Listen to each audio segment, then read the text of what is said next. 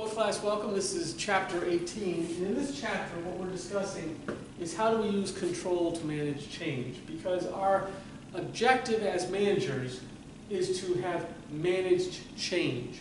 In other words, controlled evolution. You're going to evolve in a given direction.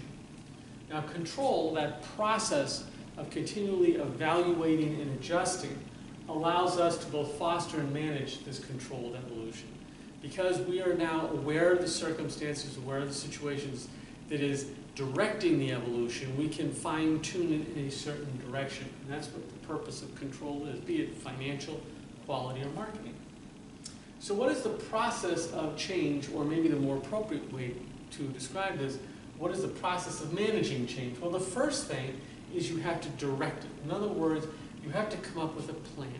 You have to do your, as we discussed in the first few weeks, the idea of evaluating the situation, coming up with a plan, analyzing the plan, figuring out how it would be put into application, then modifying the plan and going from there.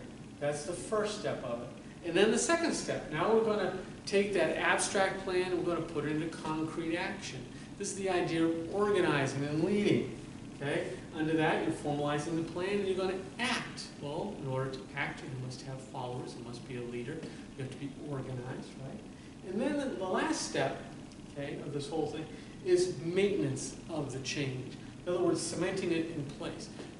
There is a real threat when you're a manager that people will backslide to the position that they were in because that's more comfortable. That's where they came from, that's what they were familiar with. They don't want to change from there.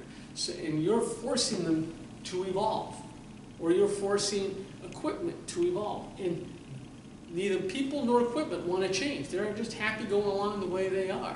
Okay? And so as a manager, okay, even if you do everything right, and right, you create the changes, the change you want, if you can't maintain it, if you can't cement it in place, the net result's going to be they're going to go back to the way they were, and everything is for naught.